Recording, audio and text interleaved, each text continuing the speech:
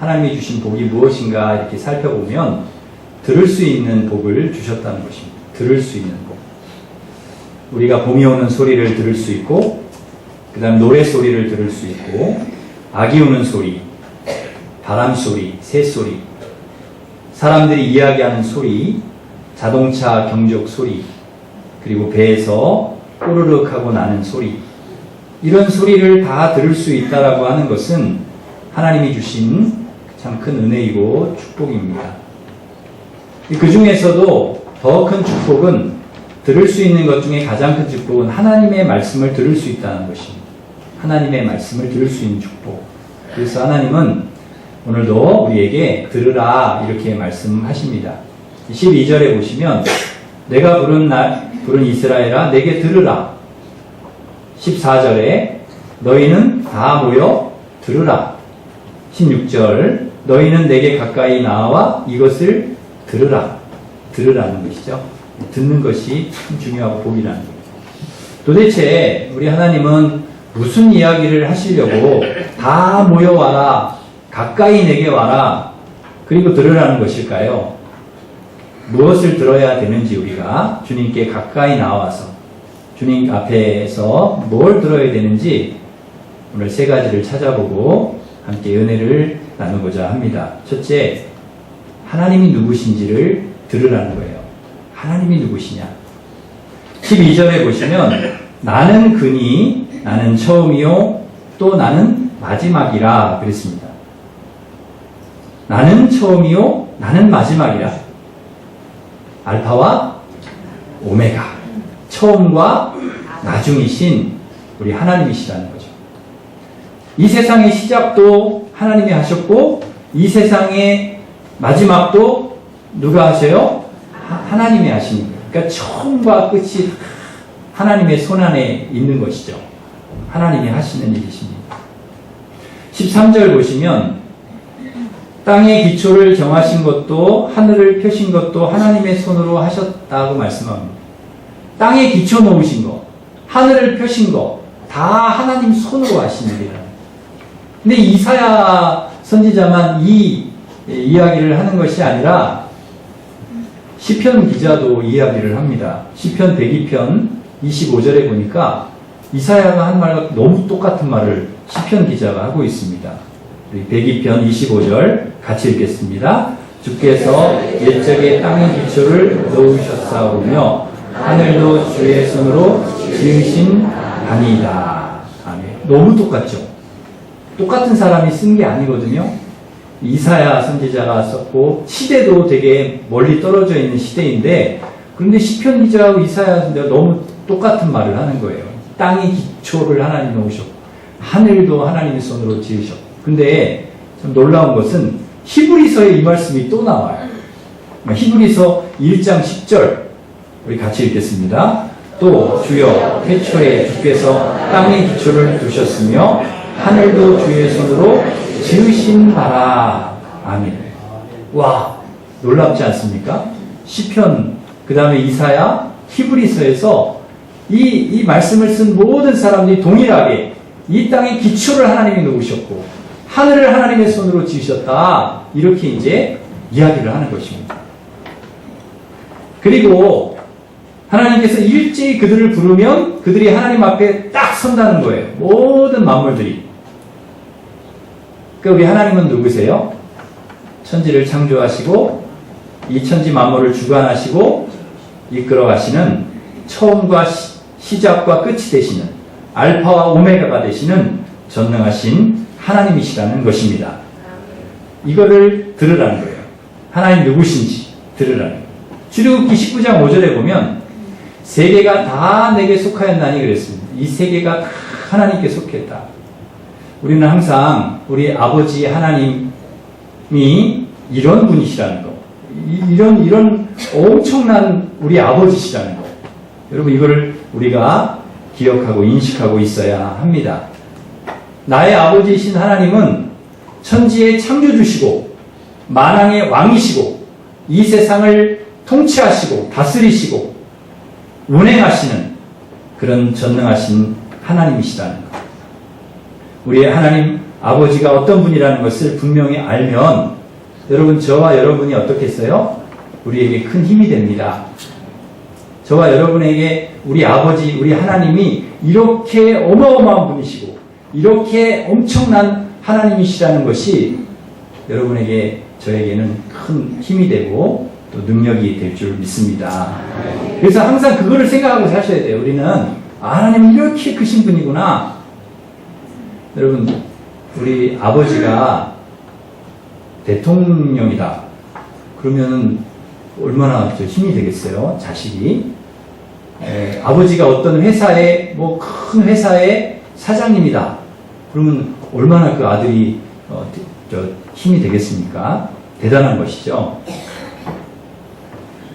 그런 아버지를 둔 자식은 엄청 걱정이 없고, 그렇게 살겠죠. 이처럼 여러분, 아버지가 힘이 있으면 자식도 힘이 나고 든든한 것입니다. 그런데 창조주 하나님이 우리 아버지시다. 이 땅에 기초를 놓으시고 하늘을 손으로 지으신 우리 하나님이 나의 아버지시다. 그럼 어떻겠어요? 엄청난 힘이죠. 무서울 것이 없죠. 우리가 두려울 것이 없는 거죠. 겁낼 것이 없는 거죠. 그렇다고 여러분, 절대 갑질은 하지 마시기를 바랍니다. 우리 아버지가 대단하시다고 여러분이 갑질을 하면 곤란합니다. 여러분, 막 아버지 뺑 믿고 막 함부로 하고, 말도 막 함부로 하고, 막 항공기 돌려! 날라가려고 하고 있는데 돌려! 이러면 이게 안 된다는 거예요. 물컵 막 마셔야 될 물컵을 집어 던지고 막 욕하고 막 뺑소니 치고 폭행하고 그러면 안 된다는 거예요. 여러분, 절대 그러지 마시길 바랍니다. 여러분, 그럴 분도 아니세요. 아버지가 대단하다고 해가지고 여러분이 그렇게 하면 결국 누구 얼굴에 먹칠을 하는 겁니까? 아버지 얼굴에 먹칠을 하는 거죠. 그런 자식은 아버지가 아무리 대단해도 절대 그 자식을요, 지켜주지 않습니다. 지켜주지 못합니다. 아버지가 대단할수록 큰 부담을 갖고 우리가 잘 살아야 합니다. 우리 아버지가 하나님이라는 것은 어떤 의미인가? 하나님 뺑 믿고 걱정하지 말고 든든한 마음으로 살라는 것이지, 하나님 뺑 믿고 함부로 하라는 것은 아닙니다. 그 옛날에 오래전에 음주운전을 하거나 교통법규를 위반하거나 그렇게 하다가 걸리면 이제 교통순경이 경찰이 와서 면허증 좀 보여주세요 그러잖아요. 그러면 그 사람이 교통순경에게 그랬다고 그럽니다. 너 우리 아버지 알아? 아니, 세상에 경찰이 그 사람 아버지를 어떻게 알아요? 근데 느닷없이 그러는 거예요. 우리 아버지가 어떤 사람인지 알아? 너 콩밥 먹고 싶어? 그러면 막 큰 소리를 쳤다는 거예요. 그러면 옛날에는 그게 통했다고 그래요.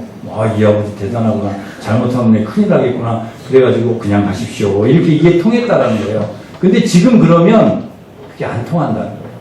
오히려 그게 갑질이 돼가지고 더 욕을 먹는 거, 사회적인 지탄을 받는 것이죠.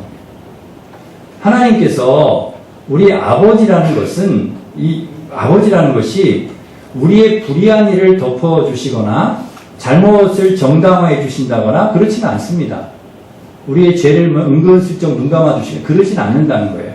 오히려 전능하신 하나님이 우리 아버지라는 것은 우리가 더 바르게, 똑바로, 정직하게, 진실하게 이 사회에서 행하는 사람들보다 더 수준 높은 그런 삶의 내용을 살아가기를 하나님 우리에게 요구하시는 것입니다. 갑질을 하는 것이 아니라 더 잘 살아야 하는 것이죠. 더 조심하고 더 수준 높은 삶을 살아야 하는 것입니다. 우리가 하나님의 자녀로 자부심을 갖고 담대하게 사는 것은 좋습니다. 그거 필요합니다. 누구에게도 기죽을 필요 없고 당당하게 사시면 됩니다. 그런데 그것이 지나쳐서 교만이 되면 안 됩니다. 나는 하나님 자녀니까 누구도 무섭지 않다. 그리고는 막 함부로 하고 함부로 이야기하고 그러면 안 됩니다. 큰 소리 치고 시도 때도 없이 담대하고 그러면 안 됩니다. 저는 항상 그런 생각을 합니다. 이 세상의 희망은 우리 그리스도인이다. 이 세상의 희망은 우리 교회에 있다. 이런 생각을 합니다. 누구보다 바른 생각, 바른 정신, 바른 가치관을 가지고 사는 사람들이 우리 그리스도인들이라고 저는 생각합니다. 어떤 많이 배운 사람, 또 정치적으로 힘 있는 사람, 혹은 경제적으로 부유한 사람, 그런 사람들에게 희망이 있다고 생각하지 않습니다.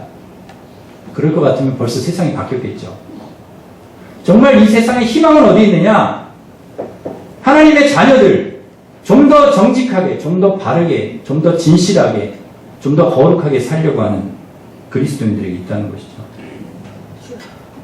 그래서 그래도 이 사회가 더 밝아지고, 더 깨끗해지고, 더 따뜻해질 수 있는 길은 우리 그리스도인들에게 달려있다고 저는 생각을 합니다. 그리고 하나님께서 우리에게 그것을 기대하신다는 거죠. 저와 여러분에게 그걸 기대하고 있습니다. 그러기에 하나님께서 우리 아버지라고 하는 것은 삶의 책임감을 요구합니다. 하나님의 자녀답게 살아야 한다는 사명이 있는 것이죠. 막 살면 안 되겠다. 부끄러운 삶을 살면 내가 안 되겠다. 죄짓고 사기치고 법을 어기고 질서를 지키지 않고 욕심 부리고 교만하고 다른 사람 배려하지 않고 다른 사람 존중하지 않고 자기밖에 모르는 그런 사람이 되어서는 안 되겠다. 적어도 우리가 이런 생각을 우리가 하는 것이죠. 그래서 신앙은 반드시 그에 따른 책임과 의무를 요구합니다.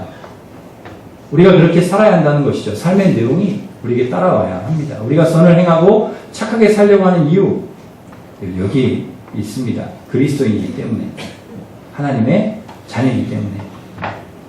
1907년 말에, 1907년이면 굉장히 오래전이잖아요. 그때 그 중국 랴오양 지역에서 사역하는 창이라고 하는 전도사가 이제 북한에 넘어가서 북한에 선교를 하기 위해서 여행차 평양을 찾았다고 합니다. 그때 평양에서는 한참 그 대부흥운동, 평양 대부흥운동이 한참 일어날 때, 그때였습니다. 막 번질 때.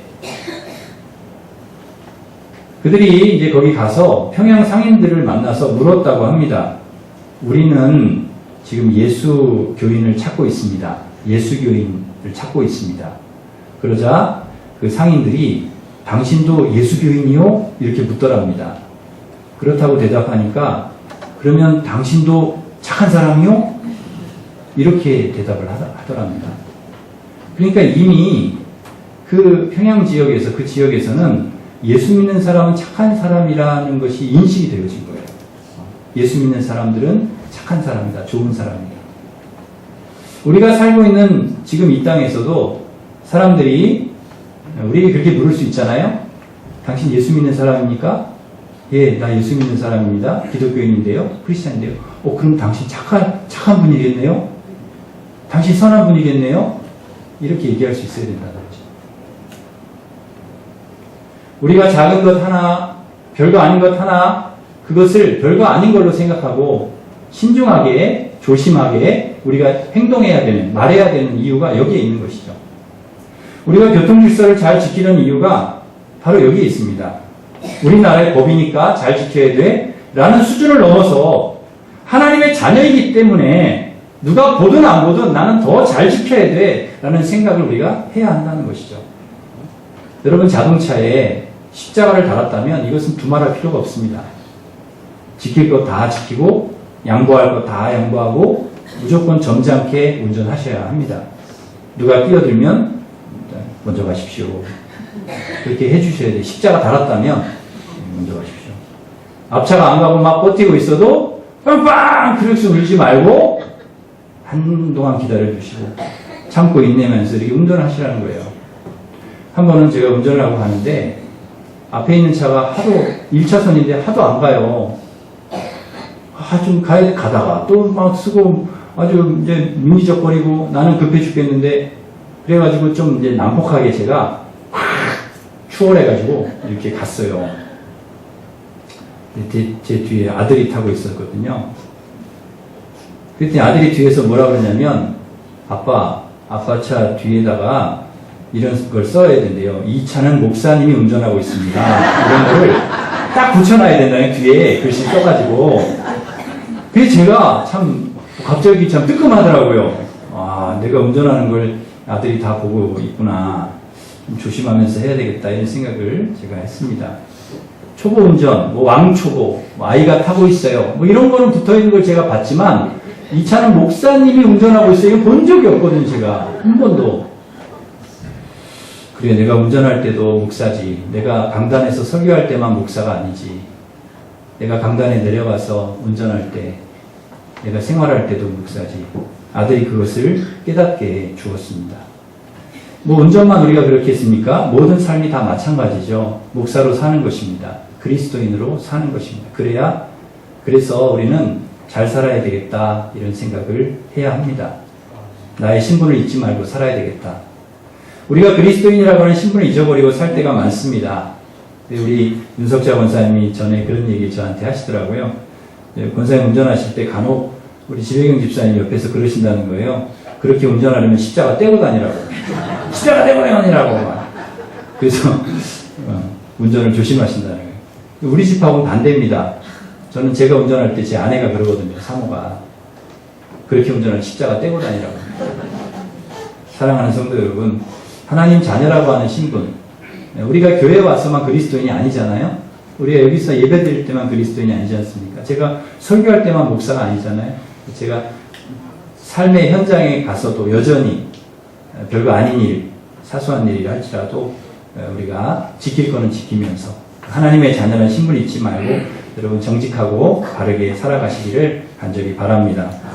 두 번째, 하나님께서 뭘 들으라고 하실까요? 첫 번째는 하나님 누구신가를 들으라고 하시고요. 두 번째는 밀려와서 들어라 이스라엘 백성이 그러시는데 뭘 들으라냐면 하나님께서 우리를 위해서 일하신다는 것을 들으라는 것입니다. 하나님께서 이스라엘 백성들, 하나님 자녀들 위해 일하신다는 거예요. 그걸 들으라는 거예요. 14절에 보시면 우리 14절 말씀 같이 한번 읽겠습니다. 시작. 너희는 다 모여 들으라.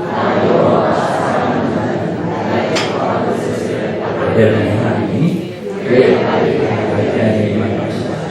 그들 중에 누가 이를 하느냐.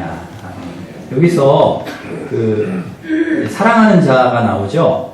사랑하는 자, 나의 기뻐한 뜻을 바벨론에 행하는 사람이 나오는데 이게 누군가 하면 고레스를 말합니다. 고레스. 바사왕 고레스. 고레스를 통해서 그 하나님의 기뻐하시는 일을 이루신다는 거예요. 그걸 행하신다는 거예요.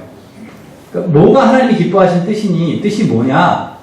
지금 이스라엘 백성들이 바벨론에 지금 포로로 끌려가서 이제 고통을 당하고 이제 어려움을 당합니다. 포로 생활하면서.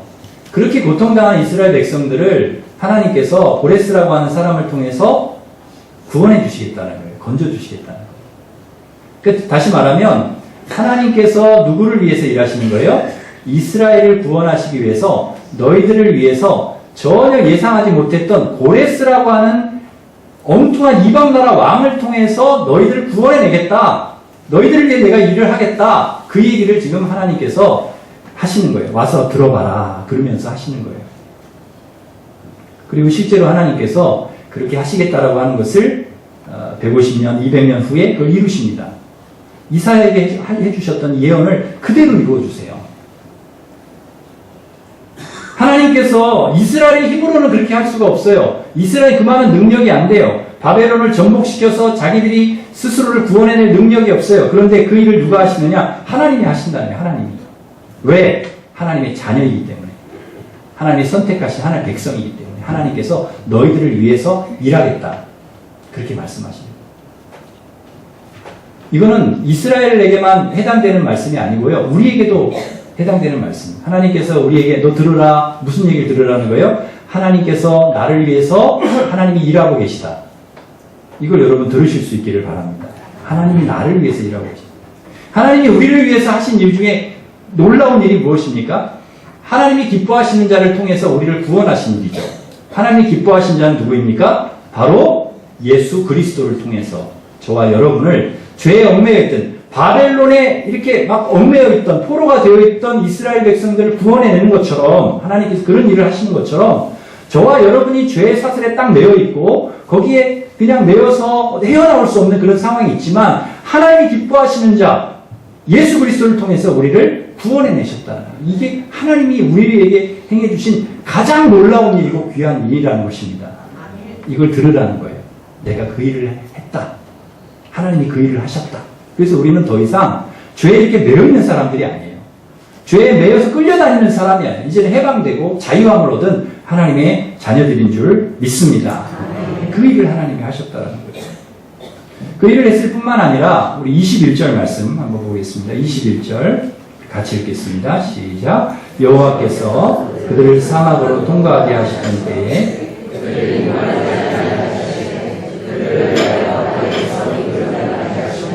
바위를 쪼개서 아무리 솟아나게 하셨느니라. 아멘. 그 이스라엘을 구원해 내시는데 고레스를 통해서 나오게 하셨잖아요. 나오는데 예루살렘까지 오려면 광야를 지나야 되잖아요. 광야를 지나는데 어떻게 그 이스라엘 사람들이 예루살렘까지 오게 하셨다는 거예요? 바위를 쪼개가지고 거기서 뭘 내요? 물을 내가지고 물을 마시게 하면서 그 광야를 지나서 예루살렘까지 오게 하신 분이 누구시라고요? 하나님이시라는 거예요. 하나님이시라는 거예요. 하나님께서 그 이스라엘을 구원해내기 위해서 그리고 그들을 예루살렘까지 오게 하기 위해서 그 모든 일을 하나님이 하셨다. 그걸 들으라. 그 지금 이 얘기를 우리에게 하고 있는 것입니다. 하나님은 항상 하나님의 자녀를 위해 생각지도 못했던 놀라운 일을 우리 하나님은 하십니다. 그리고 하나님의 자녀들이 그렇게 하나님께서 우리를 위해서 일하신다는 것을 알기를 원하십니다. 여러분 어떠십니까? 하나님께서 여러분 위해 일하시고 있다는 것을 여러분 알고 계십니까? 간혹 우리 교인들 중에 이렇게 이야기를 하다 보면 그런 간증을 들을 때가 많습니다. 어떤 간증이냐면, 목사님, 하나님이 하셨어요, 하나님. 도저히 안 될 것 같았는데, 도저히 불가능한 일인데, 이거 내가 할 수 없는 일인데, 하나님이 하셨습니다, 하나님. 그런 간증을 제가 들을 때가 많습니다. 들어보면 진짜 하나님이 하신 거예요. 어떤 때는 정말 어려운 그런 상황 속에서 그렇게 하나님이 하신 거예요. 지난번에 우리 이정윤 권사님 제가 신방을 갔었을 때 권사님 그런 간증을 하시는 거예요. 김기택 집사님 이제 1년 동안 투병 생활을 하셨는데 그 1년 동안 굉장히 걱정도 많이 되고 두렵기도 하고 그러셨다는 거예요. 그래서 빌립보서 4장 6절 7절 말씀을 1년 동안 매일 그걸 읽으셨대요. 빌립보서 4장 6절 7절 말씀 매일 우리 같이 한번 읽어보겠습니다. 시작. 아무것도 염려하지 말고 다만 모든 일에 기도와 간구로 너희 구할 것을 감사함으로 하나님께 아뢰라. 그리하면 모든 지각에 뛰어난 하나님의 평강이 그리스도 예수 안에서 너희 마음과 생각을 지키시리라. 근데 정말 이 말씀대로 이루어 주시더라는 거예요. 뭐가 걱정이 되냐면 우리 김기택 집사님이 백병원 입원하고 계실 때 거기선 그 입원할 수 있는 기간이 제한되어 있대요. 그래서 빨리 이제 퇴원하시라고 자꾸 병원에서 얘기하고 이제 집사님이 생물병원으로 가셔야 되는데 생물병원에서는 대기자가 많아가지고 빨리 갈 수 없는 형편. 그러니까 이러지도 못하고 저러지도 못하고 굉장히 정말 어려운 상황에 막 걱정하고 그러고 있을 때 주일 예배를 가까운 교회에서 드리러 가셨대요. 권사님이. 드리러 가셨는데 그 이제 영락교회가 바로 옆에 있어서 이제 그 교회 예배 드리러 가셨는데 이 예배를 드리는 중에 광고를 하시는데 목사님 무슨 광고를 하시냐면 우리 교인 중에 샘물병원에 내일 가시는 분이 계신데 이 분을 위해서 기도해달라 이런 광고를 하시더라는 거예요. 근데 그 광고를 권사님이 딱 듣고 목사님을 찾아갔대요. 찾아가서 저희도 이렇게 생물병원에 신청을 해놓고 이렇게 기다리고 있는 이런 어려운 상황에 있는 사람인데 이렇게 대기자가 많아서 지금 병원에서는 나가야 되고 이런 형편인데 참 기도하고 있는 중이다. 이런 이야기를 했더니 그 목사님과 거기 관련되어 있는 분들이 걱정하지 마시라고. 그게 알고 보니까 그 생물병원과 영락교회가 아주 밀접한 관련이 있는 그런 교회인 거예요. 근데 그 교회를 가서 또 하필이면 그 주일에 예배를 드리는데 또 광고를 또 그분 생물병원 그 광고를 듣게 하시고 또 연결이 되게 하시고 걱정하지 말라는 이야기를 듣고 왔는데 그 다음 날 생물병에 연락이 왔다는 거예요. 보시라고.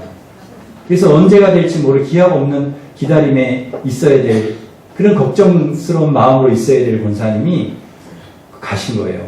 집사님과 같이 가셔서 그다음에 생물병원에 가보니까 또 너무 좋은 시설, 또 병실에서 권사님이 충분히 집사님을 간호할 수 있는 그런 상황이 되는 그런 모든 것을 하나님께서 이렇게 딱 예비해 주신 것을 딱 보고 정말 말씀대로 그렇게 이루어 주셨구나. 하나님께서 우리를 위해서 일해 주셨구나. 그것을 딱 느끼셨다는 거예요. 매일 이 말씀을 붙들고 기도하면서 하나님께서 나를 위해서 행해 주실 거야. 정말 그렇게 해주시더라는 거죠. 우리가 때때로 어렵고 힘든 일을 우리도 만날 때가 있습니다.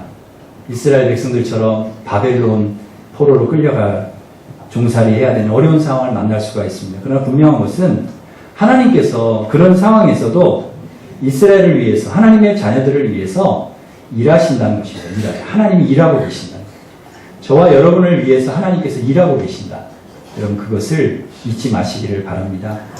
하나님은 우리를 어려움 가운데 그냥 버려두지 않으신다는 것, 반드시 다시 예루살렘으로 돌아오게 하신다는 것입니다. 여러분 이 믿음으로 늘 살아가시기를 간절히 바랍니다. 우리 마지막 세 번째 뭘 들으라고 하시냐면 말씀대로 살면 하나님께서 복 주신다 하는 것을 들으라는 거예요. 우리 18절, 19절 말씀 같이 읽겠습니다. 시작. 내가 나의 명령에 주의하였더라면 내 건강이 강과 같았겠고 내 공의가 내 몸의 소생이 내가 같아서 그의 이름에 앞에서 끊어지지 아니하겠고 없어지지 아니하였으리라 하셨느니라. 아멘. 오늘 말씀에 보면은 평강을 강같이 공의를 바다같이 자손이 모래같이 이렇게 막 번성하게 이런 복을 주신다는 거예요. 하나님께서 어떻게 하면 18절 앞부분에 어떻게 하면 그렇게 해주신다는 거예요? 내가 나의 명령에 주의하였더라면 이게 중요한 말씀입니다. 그러니까 우리가 하나님의 말씀을 주의했더라면 주님의 말씀을 주의하고 살았더라면 이런 복을 받는데 이스라엘 백성들이 그러지 않았다라는 거예요. 그래서 그런 복을 받지 못했다라는 것입니다. 이스라엘 백성들이 말씀에 주의하면서 살았을 때를 여러분 성경에서 한번 찾아보시기를 바랍니다. 그때는 하나님께서 정말 평강의 복, 공의가 바다 같은 복, 그리고 자손이 번성하는 복을 주셨습니다. 아브라함 때, 요셉, 그 다음 모세, 그리고 여호수아, 다윗 때 다 마찬가지입니다. 가는 곳마다 승리하게 해주시고 대적 물리쳐 주시고 평강 주시고 공의와 자손이 번성하게 하셨습니다. 그런데 이스라엘 백성들이 하나님의 말씀에 주의하지 않고 살 때, 하나님의 말씀에 기울이지 않고 살 때 그때 어땠는가 한번 보세요. 사사시대, 분열왕국시대 한번 보십시오. 평화가 없었습니다. 계속 대적들한테 공격을 당하고 압제당하고 포로로 끌려가고 예루살렘이 회파되고 이런 일들, 많은 사람이 죽고 자손들이 번성하지를 못했습니다. 하나님 말씀에 주의하지 않고 살아갈 때 이런 일들이 일어난다는 것이죠. 우리가 어디에 귀를 기울이고 어디에 주의를 기울이고 살아가야 되는지 분명한 것입니다. 말씀입니다. 말씀. 하나님의 말씀. 언제나 말씀에 주의를 기울이며 살아가는 우리 성도들이 되시기를 간절히 바랍니다. 오늘 하나님께서 주시는 말씀 이스라엘에게만 들으라 하시는 것이 아니라 오늘 저와 여러분에게도 이 말씀을 통해서 들으라, 지금 이 시간에 들으라 주님 말씀하시는 줄 믿습니다. 하나님께서 어떤 분이시든 하나님 우리 아버지시다. 전지전능하시고 창조주이신 그리고 처음과 마지막이 되시는 우리 하나님께서 우리 아버지시다.